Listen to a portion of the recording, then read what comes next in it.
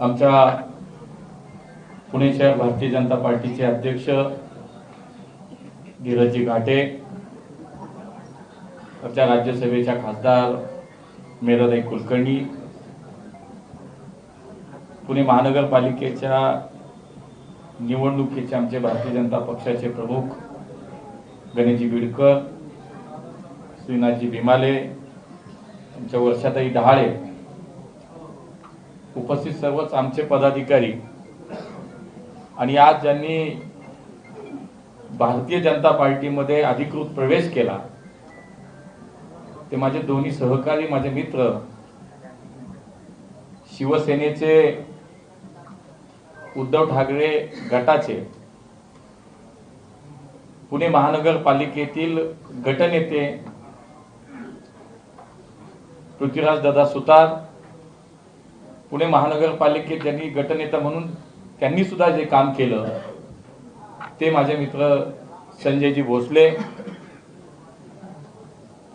अश्विनीताई भोसले. मी सर्वप्रथम या तिघांचंही भारतीय जनता पार्टीमध्ये मनापासून स्वागत करतो. खरं तर दोन्ही जर नेते आपण पाहिलं तर गेले अनेक वर्ष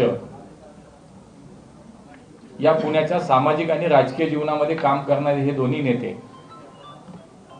जसं आता पृथ्वीराज दादाने सांगितले की 40 वर्षापूर्वी जेव्हा भाजप आणि शिवसेनेची युती झाली, ती हिंदुत्वाच्या मुद्द्यावरती ती युती झाली आणि त्यानंतर निरंतर या पुण्यामध्ये मान्य शशिकांत भाऊ सुतार असतील, त्यानंतर पृथ्वीराज दादा सुतार, जो त्यांचा सामाजिक राजकीय वैचारिक वारसा त्यांनी पुढे चालवला, हा परिवार कायम हिंदुत्वाशी जोडला होता. आणि आज त्यांनाही हे निश्चितपणे उमगलं की भविष्यामध्ये हेच हिंदुत्वाचे विचार पुढे न्यायचे असतील, मान्य मोदीजींच्या विकासाचा संकल्प पुढे न्यायचा असेल, देवेंद्रजींच्या नेतृत्वातला विकसित महाराष्ट्राचा संकल्प पूर्ण करायचा असेल तर भारतीय जनता पार्टीत आपल्याला प्रवेश केला पाहिजे.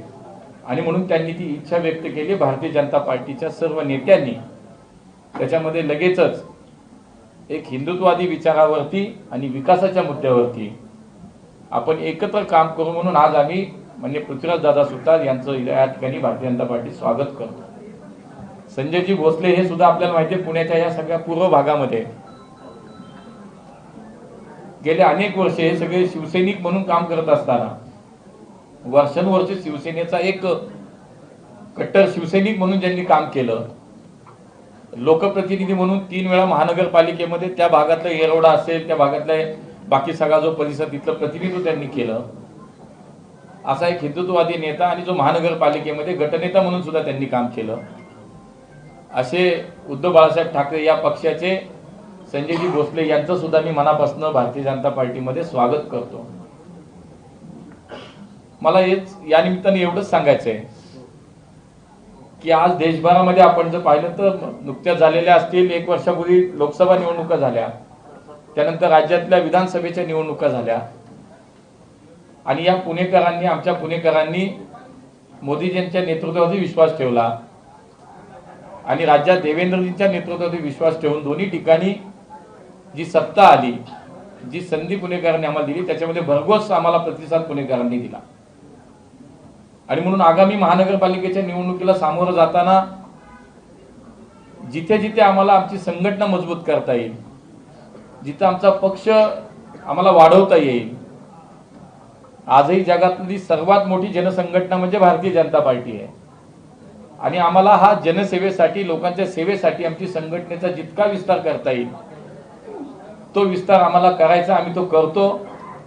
केवळ निवडणुका आल्यानंतर नाही तर 12 महिने काम करणारी संघटना म्हणजे भारतीय जनता पार्टी आहे. आणि त्यामुळे एका विचाराने, एका उद्देशाने जी लोक आमच्या सोबत येतात त्यांचं भारतीय जनता पार्टीमध्ये आम्ही नेहमी स्वागतच करतो. आणि म्हणून आज या दोन्ही नेत्यांचं स्वागत करत असताना जे आमच्या अध्यक्षांनी सांगितलं की शेवटी इतके वर्ष एका परिवारामध्ये काम केलंय आणि ते सोडून तुम्ही आज दुसऱ्या परिवारामध्ये येताय, पण मी तुम्हाला एवढंच सांगेन की तुम्हाला असं कधीही जाणीव होणार नाही की मी एका भावाकडनं दुसऱ्या सावत्र भावाकडे गेले लोक काय, तुम्ही एका सख्या भावाकडनं दुसऱ्या सख्या भावाकडे आला एवढंच तुम्हाला सांगतो की अशाच पद्धतीची तुम्हाला या ठिकाणी आमच्याकडनं सगळ्यांकडनं एक चांगल्या प्रकारची सन्मानाची वागणूक मिळेल. इथं कामाला आणि जनतेप्रती असलेल्या कर्तव्याला जे कार्यकर्ते काम करतात त्याच्याप्रती भारतीय जनता पार्टी हा कार्यकर्त्यांना जपणारा पक्ष आहे. आणि म्हणून तीच भावना आमची आहे की आमच्यापेक्षा आता तुम्ही वेगळे नाही, आमच्यातलेच एक तुम्ही आहात. याच भावनेतनं पुढच्या काळामध्ये आपण एकत्र सगळेजण काम करू. आणि आगामी महानगरपालिकेच्या निवडणुकीसाठी सुद्धा आज आमची संघटना विस्तार प्रवेश या माध्यमातून जे होत आहे ते निश्चितपणे पुणेकरांनी जो विश्वास आम्हाला मागच्या दोन्ही निवडणुकांमध्ये जो आमच्यावरती व्यक्त केला, त्यामुळे देवेंद्रजींच्या नेतृत्वाखाली राज्यामध्ये काम झालं. पुण्यासाठी तर विशेष काही कामं झाली. माननीय मोदीजींच्या नेतृत्वात तर पुण्यासाठी सुद्धा खूप मोठी विकास कामं पुण्यामध्ये आली.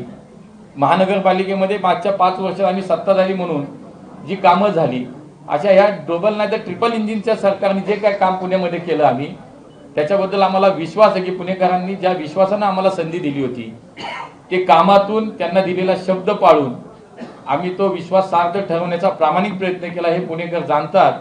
आणि त्यामुळे एका बाजूला संघटना मजबूत होतीये, पक्ष विस्तार होतोय आणि दुसऱ्या बाजूला लोकप्रतिनिधी म्हणून निवडणुकांमध्ये स्थानिक स्वराज्य संस्था असेल, विधानसभा, लोकसभा याच्यामध्ये निश्चितपणे जनता आमच्या सोबत आहे, पुणेकर आमच्या सोबत आहे. आणि आज याच निमित्तानं मला आजपर्यंत आमचे नेते भारतीय जनता पार्टीत आलेत. मी पुन्हा एकदा या दोघांचे मनापासून भारतीय जनता पार्टीमध्ये स्वागत करतो, खूप खूप अभिनंदन करतो. जय हिंद, जय महाराष्ट्र.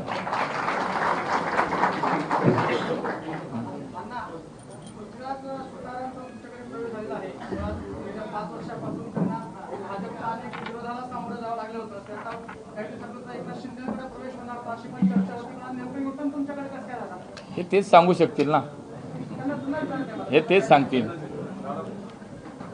एक मिनिट. तुम्ही जो प्रश्न विचारला युद्ध वगैरे काय झालेलं नाहीये आणि तुम्ही काय सांगताय की मी काय युद्ध होतं डायरेक्ट गाडी इथेच थांबलेली, त्यामुळे कुठेही टर्न घेतला नाही, कुठे थांबली नाही, कुठे ब्रेक नाही मारला, डायरेक्ट इथंच येऊन ब्रेक मारला. विधानसभा इलेक्शनच्या वेळेसच तुमचा तो यू टर्न पेक्षा स्ट्रेट येणार होता, तर ते नाही थांबला का नव्हता, तुम्हाला जास्त माहिती आहे. बसलो होतो पण ते यायला थोडा वेळ लागला. गाडी चालू होती पण ती थोडी हळूहळू येत होती.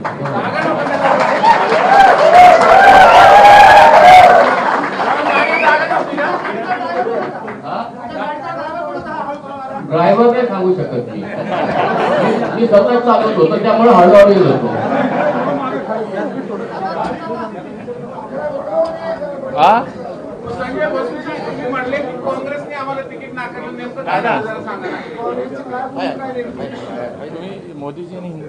खरं म्हणजे मोदी साहेबांचं जे हिंदुत्व आहे त्याच हिंदुत्वाला धरून आम्ही येरवड्यामध्ये भगवा भडकवला.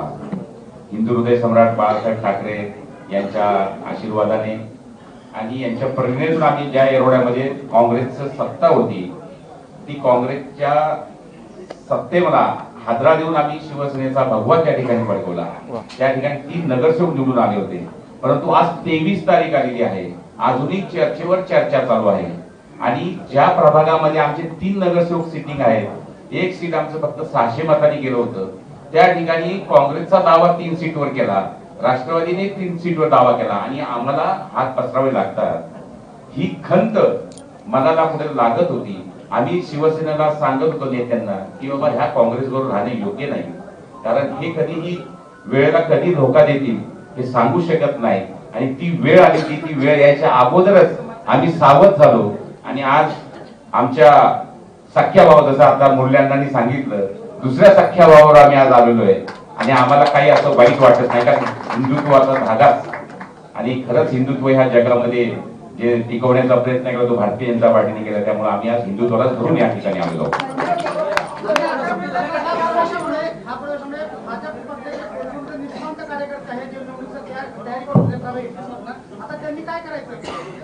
हे बघा, आज प्रवेश झालाय. मी तुम्हाला सांगितलं की आम्ही संघटना म्हणून विचार करतो. हा संघटनेतला प्रवेश आहे, पक्षाचं विस्तारीकरण आहे, पक्षाची ताकद वाढवण्याचं काम आहे. तिकिटाचे निर्णय अजून वेळ आहे त्याला.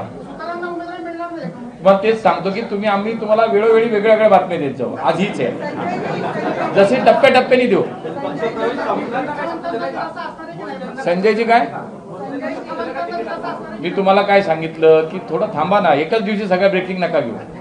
तुम्हाला टप्प्याटप्प्याने सगळं देणार.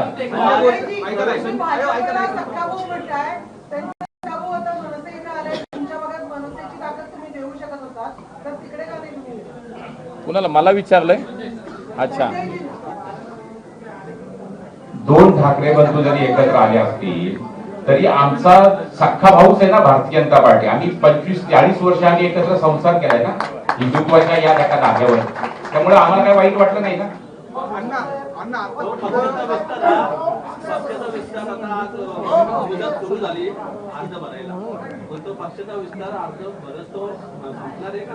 मी तुम्हाला मगाशी सांगितलं, भारतीय जनता पार्टी ही जगातली सर्वात मोठी जनसंघटना आहे. 12 महिने काम करतो आम्ही. उमेदवारी अर्जापर्यंत आणि अर्ज भरल्यानंतर सुद्धा जे येतील त्यांनाही घेणार आहे.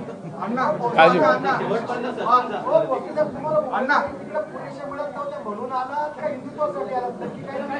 उमेदवारी मिळत या आशेने मी आलेलो नाहीये, परंतु मला खंत होती की आम्ही त्या ठिकाणी कष्ट करून जो भगवा फडकवलाय तो भगवा उतरला नाही गेला पाहिजे, तो भगवा तसाच राहिला पाहिजे. या दृष्टिकोनातून आज आम्ही प्रवेश केलाय. तिकीट मिळो या ना मिळो या आशेने आलेलो नाहीये.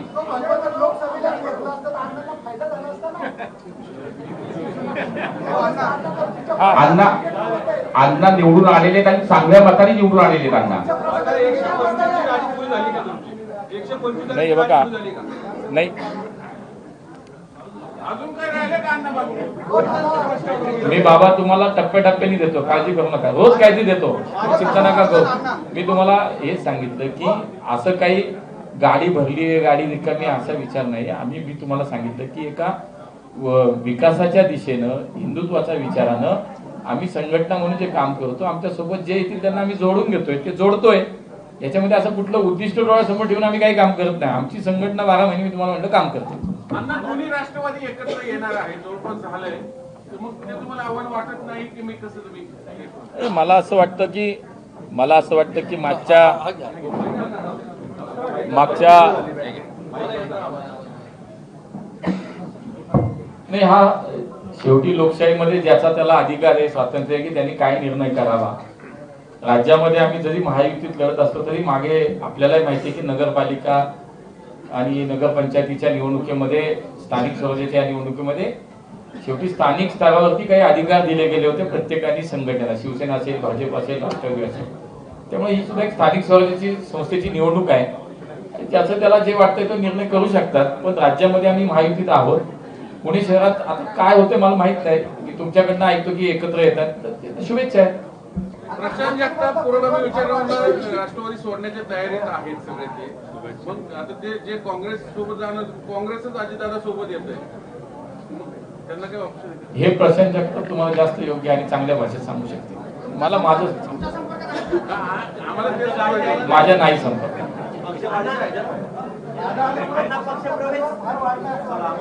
नाही, पुण्याचा परिवार वाढतोय आमचा. प्रवेश होत आहे भाजपमध्ये, पण तुमचे काही कार्यकर्ते आंदोलन करत होते, आमच्यावर काय होते अशी भावना त्यांनी व्यक्त केली. भारतीय जनता पार्टीमध्ये नवीन जेव्हा प्रवेश होतात तेव्हा निश्चितपणे कार्यकर्त्यांच्या भावना याला सुद्धा खूप महत्व आहे आमच्या दृष्टीनं. आणि त्यामुळे जे जे काही कार्यकर्त्यांचं म्हणणं असेल, त्यांचे विचार असतात, ते निश्चितपणे आम्ही सगळे ऐकून घेतो. तुम्ही त्या दिवशी ते पाहिलं, त्यानंतर तुम्हाला ते बघायला नाही मिळालं. म्हणजे कार्यकर्त्यांना ज्यावेळेला एखादा विषय समजावून सांगितला गेला, त्यांच्या भावना ज्या आहेत त्या योग्य असतात. पण एखादा विषय जेव्हा आपण व्यवस्थित समजावून सांगू, ते निश्चितपणे कार्यकर्ते ते समजून घेतात. सचिन दोडकेवर तुमचं आनंद इथेच काहीतरी झालं होतं, ते मिटलं, कारण सचिन दोडके भाजपत आले. तुम्ही हे जावई शोध कुठून लावता मलाच नाही कळलं. मी आणि अण्णा दोघेही दोडकेंच्या प्रवेशाला मुंबईत होतो. फोटो दाखवू का तुम्हाला? हा, शेवटचा